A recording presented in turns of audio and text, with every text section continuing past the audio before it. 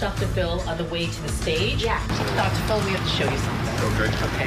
Apparently, two guests, Joni and Helen, got into a fight because Helen put drinks on her credit card she couldn't pay for after getting some dinner, and she expected Joni to pay for it.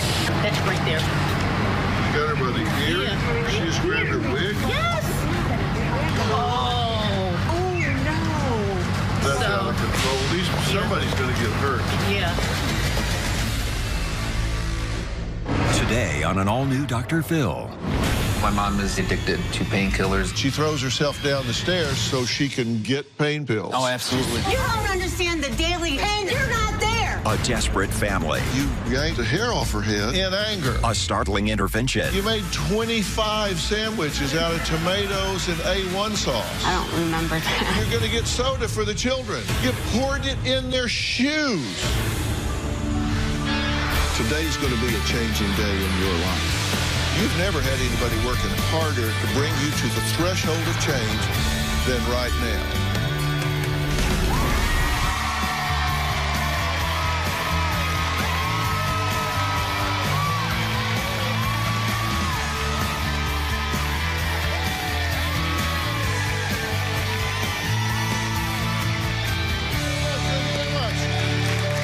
Well, on my way over here, my producers told me about a situation that happened at the hotel last night. Now, apparently, my main guest today, Helen, who claims she is not drug addicted, but just needs pain relief, ran up a tab at the hotel bar, leaving her sister, Joni, stuck paying the bill. Well, she was not happy about it, so Joni pulled her sister Helen's wig in anger. This whole situation is just out of control with these family members pointing fingers at each other and not focusing on the problem, which is a 52-year-old woman who I believe is on death's door. Now, Helen's son, Nate, says he cannot believe his mother, Helen, is still denying being hooked on prescription pills while looking this incoherent. My mom is highly addicted to painkillers, and it's going to kill her. Get in my ass van right now. My mother-in-law is so high on pain medication that when I'm talking to her, I don't feel like she really understands what I'm even saying. She seems like she's in La La Land. I've known Nathan and his family my entire life. Helen was very functional. She was on top of her game. About 15 years ago when I was in middle school, my mom had gastric bypass surgery. Since my mom's surgery, pain pills have been part of her life. Things started falling apart quickly. She lost her job, she lost her house. The house was a free-for-all. Helen just really didn't care. When I was in high school, my mom took me to school in the morning, and she drove over curbs and into the yard at the high school, and I quickly realized that she was high. I remember one time, Helen almost got hit by a car because someone was trying to steal her pain medication.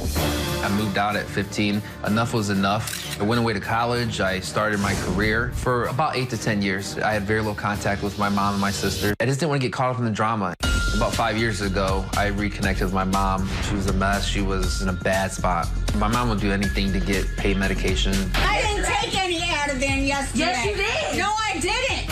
She will go out on the streets and find anyone that has pills. My mom has been known to be jumping from pain doctor to pain doctor, from hospitals to hospitals to get what she wanted. Can't get very much privacy in a hospital. Last time my mom was in the hospital, the doctors put her on a morphine drip. I truly believe that she has hurt herself.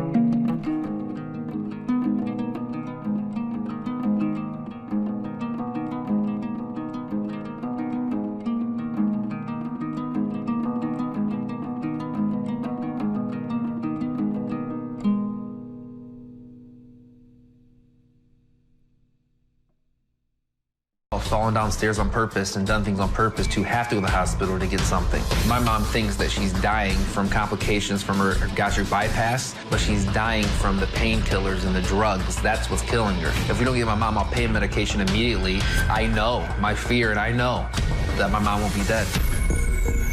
You wrote in, correct? Yes, me and my wife did. Why now? Because one of our family members was struck by a car, and we were at the hospital to be there for him, and my mom showed up very high, and it's probably one of the worst times I've ever seen her. What does she say about it when you talk to her about it? You know, she denies it. She blames everything on her medical conditions and that she's in pain, and it's a medical problem. It's the doctors that is the reason why she's not the mom she used to be. Have you just called her out on it? Have you refused to support her in any way in getting these drugs, doing these things? Yes, I've done that my whole life. When I moved out at 15, I separated myself from my family completely. I just couldn't accept those behaviors. You say your sisters, Alex and Demetria, are not doing enough to get your mom the help to get off these pills. My sister Alex was supporting me 100% at that time. Demetria was not. Demetria was being nasty to us, telling my mom she didn't need to go to rehab. She didn't need to do the things that I said that she needs to do. Did you realize that she is actually harming herself so she can get pain pills? In 2010, she throws herself down the stairs so she has injuries so she can present herself to an ER. In 2011, she started befriending addicts at AA to get pills. 2011 through 2016, she's in the hospital a lot, so she's getting them that way 20 to 30 times a year. Could be more. She stole $40 from you, which she's using to buy pills. Yep.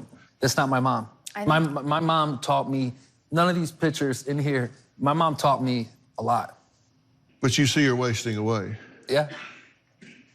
Does that hurt you? Yeah. My mom was a hardworking woman.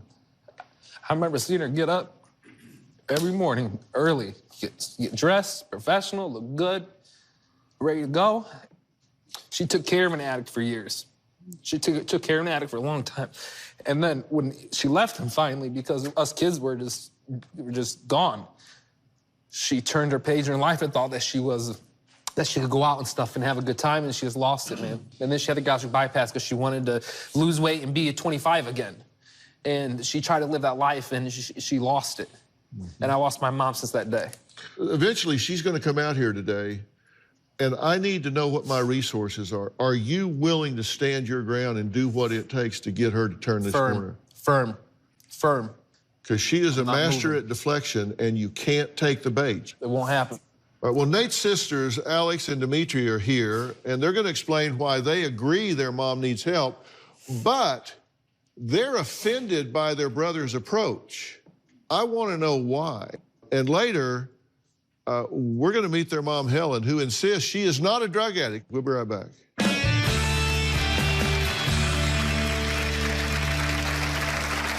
My mom, she's an addict, and she has been for the last 15 years. Now Nathan wants to come in and save the day. You can't just walk in here and be Captain America when you don't even know the whole history.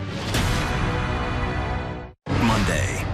My mother thinks that she's in a relationship with Vladimir Putin.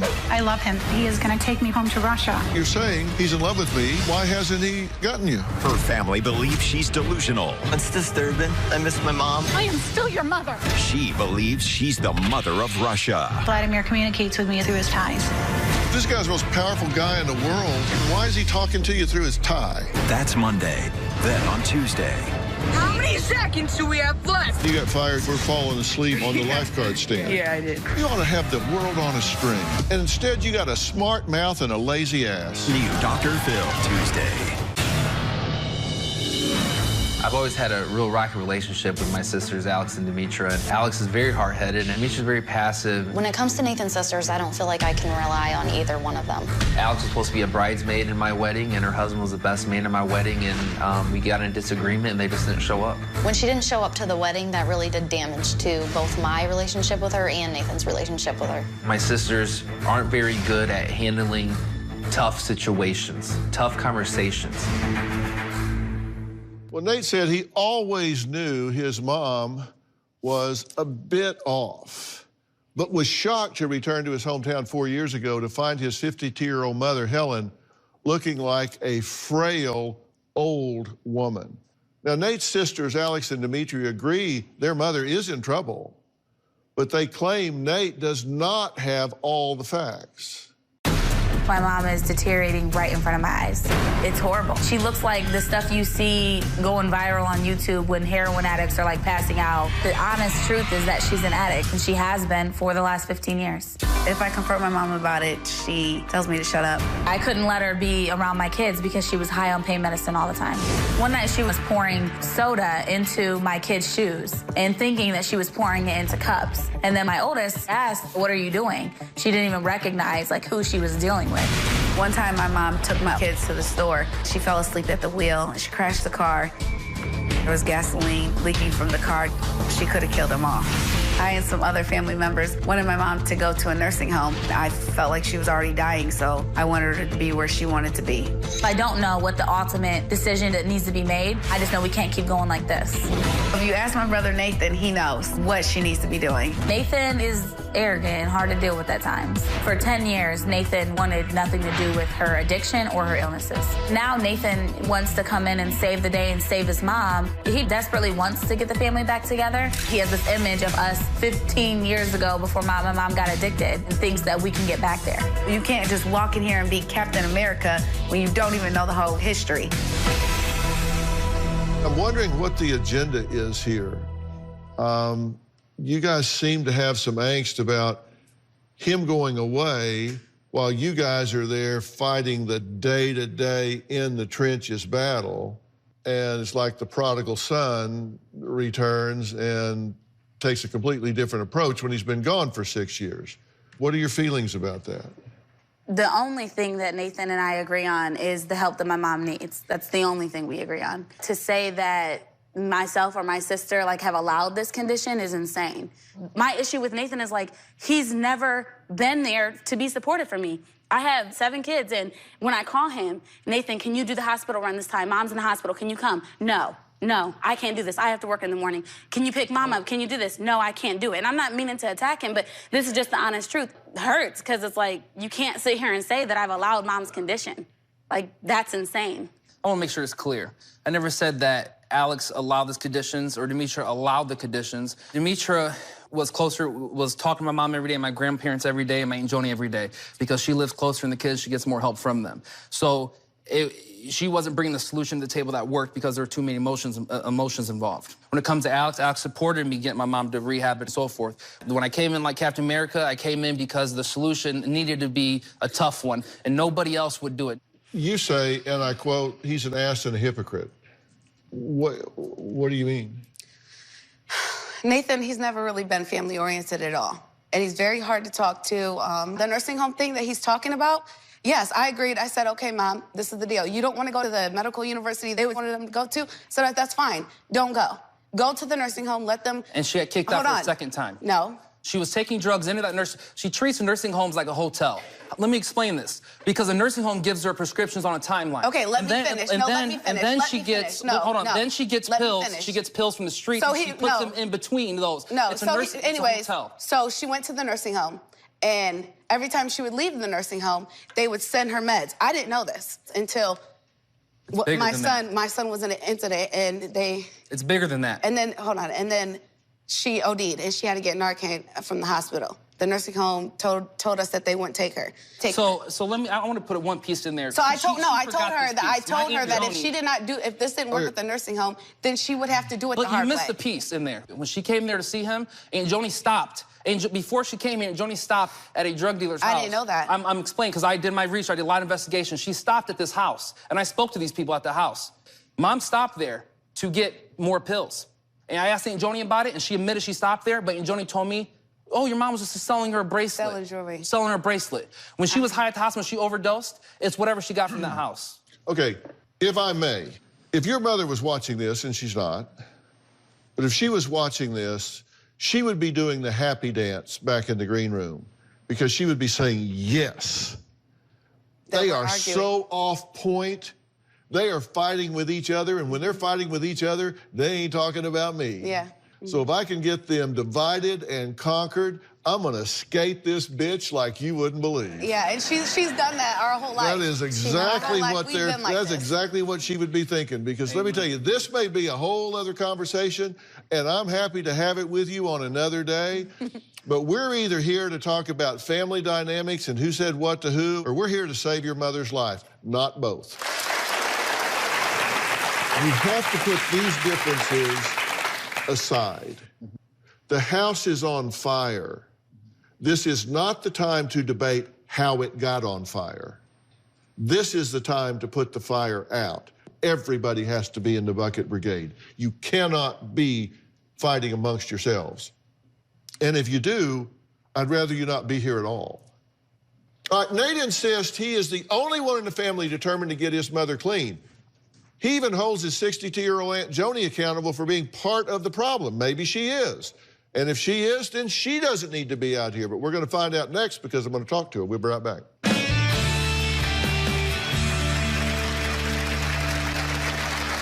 With Helen, I don't trust her in my house. She's taken medications out of containers from my family members. Honestly, some days I'd like to punch her. Nathan thinks he has all the answers. Nathan can be very bossy. My aunt is a superhero. She's always been there for us. In my eyes, my Aunt Joni is a complete enabler. She takes my mom to different houses. I call them drug houses. My mom's going to buy narcotics. I don't think my Aunt Joni is enabling her. What Aunt Joni will do is move around pain pills from different family members to make sure that they're all being fed. Nate says he is frustrated with his family's lack of support in helping their mother, Helen, stop abusing opioids. He also points a finger at his Aunt Joni, who he believes is enabling their mother's addiction. Take a look at this. I'm concerned for Helen because I want her to have a long life. At the moment, her medications are kept in a lockbox. They're only given to her at prescribed times. She crushes the pills and liquefies them, and that's what she's supposed to do. The problem is she takes the morphine and then she'll take something else. Then she's kind of stupid for a while. With Helen, I don't trust her in my house. She's taken medications out of containers from my family members. One time, Helen said that she had pancreatic cancer. People gave her money so that she could take care of what she needed. It was an absolute big, fat lie. Do you want me to help you off that chair? Leave me alone. Honestly, some days I'd like to punch her. Nathan thinks he can fix everything, but he can't always, and sometimes he's a monster. If you want to say that I'm an enabler, well, maybe I am, but I'm the person that's there all the time.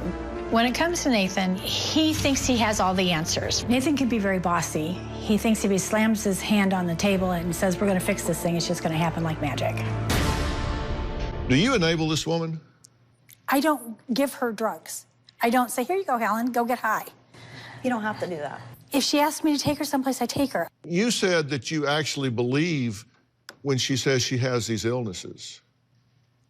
I've never been told otherwise. You can't tell me that a woman that goes to the hospital 20 or 30 times a year, throws herself down the stairs, that it doesn't occur to you that she's manipulative.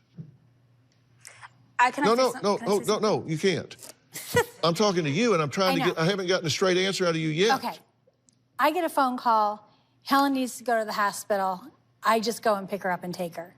If I get a phone call and she needs to go get her nails done, I take her to get them done. Okay. And she says, oh, I sold some jewelry to this woman, I need to go pick up my money. That's where you think I took her to get drugs. And I didn't know that. You know the house. You know the people in there. It's an apartment building. What do I know? Okay, listen, if I need your help, I know right where you are, and I'm gonna come right to you.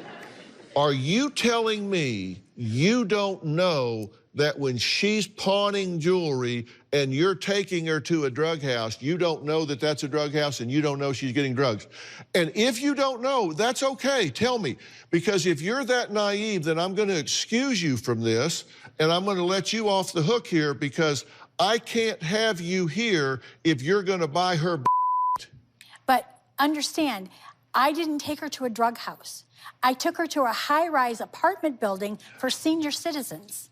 She said she sold jewelry that she made. How could you not know? How would I know that somebody in the high-rise senior citizens apartment building was selling drugs. Because she's a deeply entrenched addict and she has one agenda in her life, and that is to get to the next high. Okay, but it doesn't look like a drug house. Quite honestly, I've never heard of that happening. You were frustrated enough with her last night that you yanked the hair off her head. Yeah, I was. She spent my car payment money. On? Liquor. Both I told her the night before, Both nights you can't drink. They're not going to pay for this. You don't have the money to pay for it, and I'm not going to pay for it. Well, guess what? I paid for it. Because there's no choice. What do you mean there's no choice? I could let her go to jail. There you go. What is my message? What are you hearing me say? Stop letting her do things. Stop enabling her is what he's saying. I get that. I get that. So you just say you do enable her. Okay, but when I got there last night, they weren't going to let her go until somebody paid the bill. So I paid the bill. And Joni, we talked about this. You're her sister. I know. You have enabled her, and you admitted to it. Just say it. Okay. It's okay. All right. So you enable her. All right, I enable her. Okay. If you do things that make it possible for her to continue on this drug course, you're helping her kill herself. She's committing suicide. Mm-hmm. Slowly and surely. She's going to have to get off of these pain pills. That's going to require medical supervision. I know that. It's not your job to titrate her off of these things. It's not your job to decide what's legitimate and what's not. It's your job to say, I'm not going to be part of your drug behavior. That's all you got to do is say no. I got it. Okay. Helen has told our producers she is here today to get help for her medical issues, and she is not drug addicted. Well, we all on board here?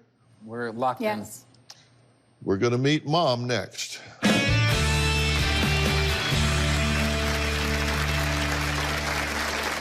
I have a chronic illness, and it's killing me. Mom, ever get rid of the ulcer? The pain pills are killing you. When I tell people that I'm in constant pain, quite often they don't believe me. You don't understand. You don't understand the daily regimen of pain that I go through. Mom, yes, no, I do. you don't. Yes, I do. You're not there. When my mom is on pain medication, she is a walking zombie. Once my mom accused me of stealing her pain medication, and her caseworker called me, believed my mom, threatened me of calling the sheriff, which would ruin my career.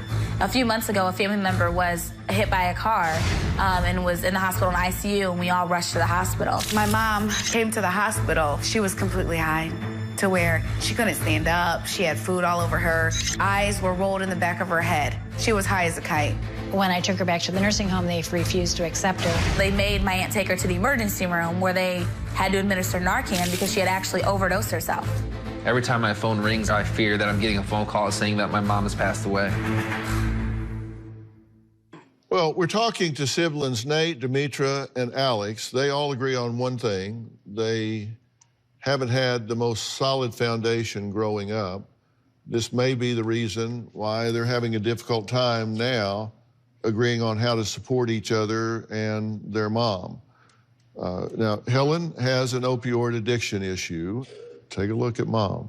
I believe without pain medication, I wouldn't be here anymore. I can't go without pain medicine until I have the surgery. No, I can't. I have a necrotic ulcer. I can't eat. I can't walk very good. I'm weak all the time. I have a chronic illness, and it's killing me. We need to get you off the pain pills and take care of the ulcer.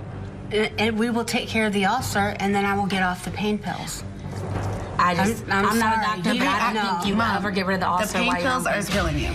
When I tell people that I'm in constant pain, quite often they don't believe me. You don't understand. You don't understand the daily regimen of pain that I go through. Mom, yes, no, I do. you don't. Yes, I do. You're not there.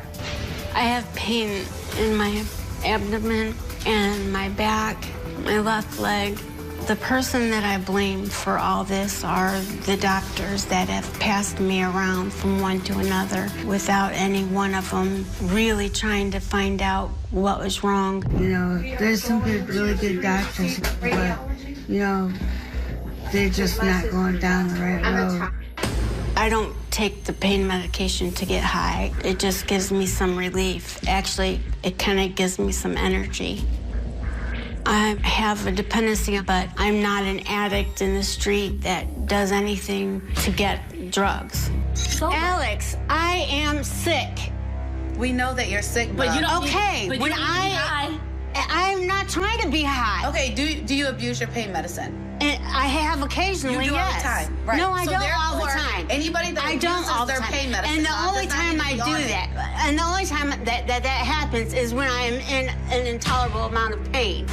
I feel I've put my family through a lot, but what they need to understand is that I'm in a lot of pain constantly, and I need some help. I am trying to get better. Believe me, it is a feat every day. I hope Dr. Phil could snap his fingers and make all the bad go away.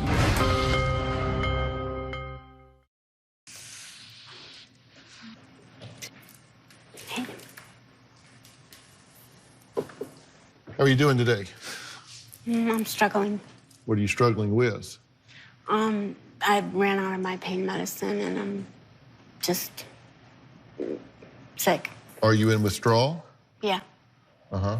And when was the last time you took a pain med? Yesterday. Today?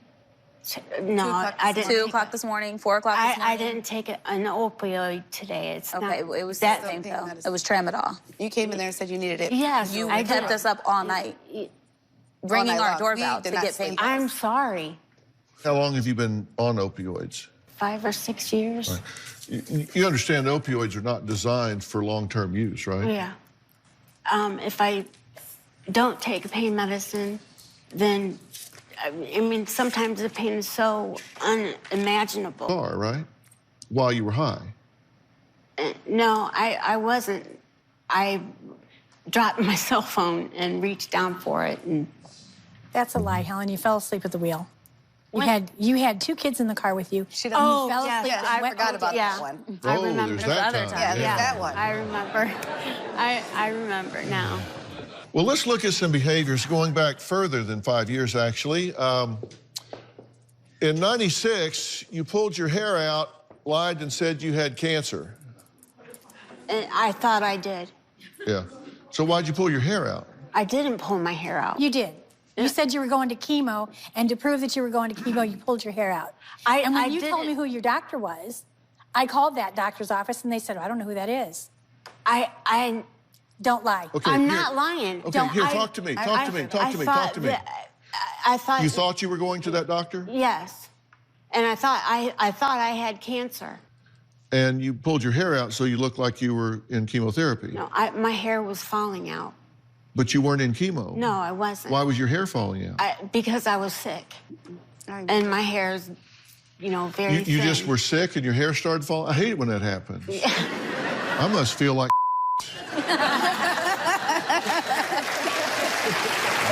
If you believe what you're telling me, then you're in worse trouble than I thought. Okay, in '08, you were making sandwiches for the children. You made 25 sandwiches out of tomatoes and A1 sauce. I don't remember that. You OD'd while babysitting Alex's kids. Then you're going to get soda for the children. You poured it in their shoes. I don't remember that or anything. Mom, that happened not even 2 years ago. It's why I made you move out of my house. No, I don't remember that. The fact that you don't remember that you were that absent, does that tell you that you're out of control of these narcotics? Absolutely. I absolutely have issues. And you don't have issues, you are a drug addict. And I'm not an addict like that. I am addicted to pain medicine. Addicted. Addicted. Addict. And I mean, if you want to call, I'm addicted to the pain medicine. Then you're a drug addict. Okay. And you know what I believe? I believe that you started taking these pills for a legitimate reason. But what people didn't know about opioids is if you fill that prescription one time, your chance of being addicted at the 1 year mark is 12.5%. If you fill that prescription at the 30-day mark, your chance of being addicted at 1 year is 33%. It's horrible. You got caught up in the opioid addiction. Yeah. And once it gets a grip on you, it's terrible. Yes, it is. And you have been victimized by this. Yes. It doesn't make you a bad person. It just means that you are in a chemical straitjacket that is robbing you of your life and your family. Yep. And I don't intend to let that continue to happen. Okay, that's what I'm hoping. We'll be right back.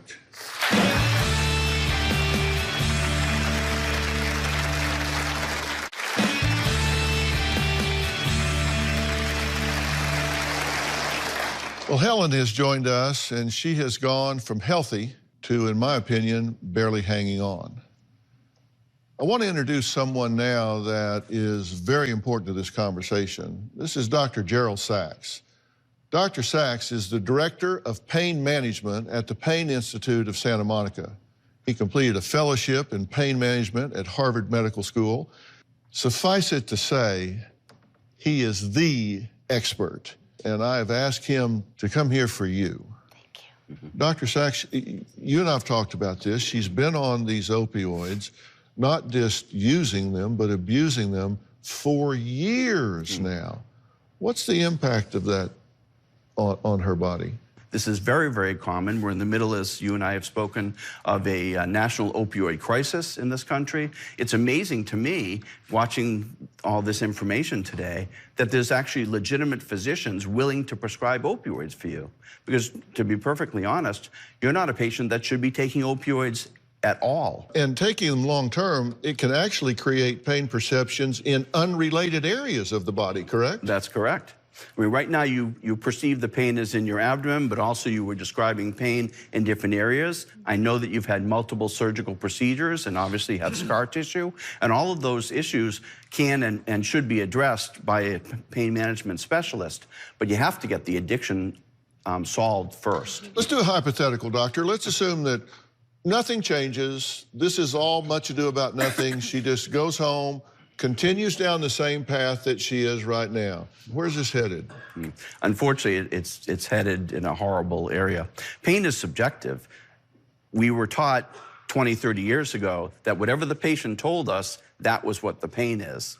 And unfortunately, that helped to create a situation where patients complain of pain, and then we as healthcare professionals feel that we need to address it and treat it. Well, we do, but not with opioids in this particular case. What do you think about what Dr. Sachs is telling you? Scary. Mm-hmm. I don't like being like this. This is not fun. You know, this is not a game.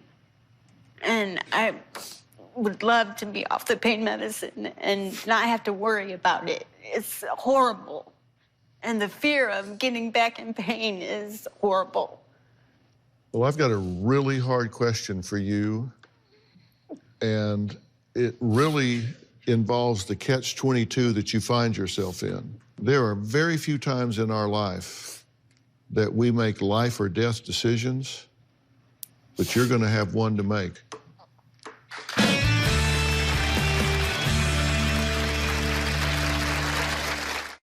Alex, in short, do you believe that if your mother continues on this path, she will die soon? Absolutely. I want her to get better. I want her to get off the pain pills. Demetra, what do you think? In my eyes, Mom's already dead. Like she's a walking zombie. I don't have my mom. And you miss her? If you don't get help, we're gonna bury you. We're gonna bury you. You understand? Yes. You're gonna be gone. And I'll have to tell people why I didn't do more to get you help to keep you alive. I don't want that for you. I need you to, I don't want my kids to feel like that. The catch-22 that I said, the decision you have to make is, if she gives this up, it's like walking into hell for her because of the pain that sits on the other side, the withdrawal, the sickness, it's like flu on steroids times 10. But what I'm telling you is there is help for this. I want to introduce someone, and this is Dr. John Caldwell. He is the Chief Medical Director for Meadows Behavioral Health Center.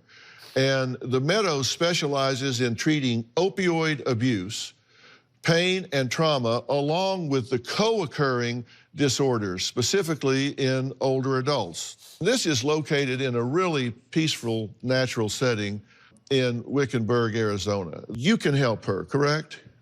Yes, we can help you. And addiction ultimately is a family disorder. We can help with that piece as well.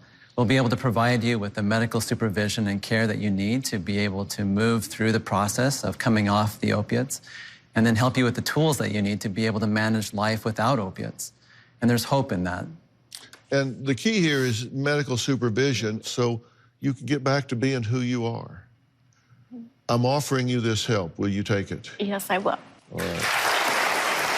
I want to thank all of my guests today, including Dr. Gerald Sachs, Director of Pain Management at the Pain Institute of Santa Monica, and a special thanks to Dr. John Caldwell, the Chief Medical Director from Meadows Behavioral Health Center. Judy wrote to me on this post, your care and concern for people is genuine and very evident each and every time you sit and talk to someone. That's why I think that she's talking about Bam, reached out to you. I know that you guys write and post things on my social media. I do pay attention to it. It also gives me direction about what we need to talk about up here. That's all for today. We'll see you next time.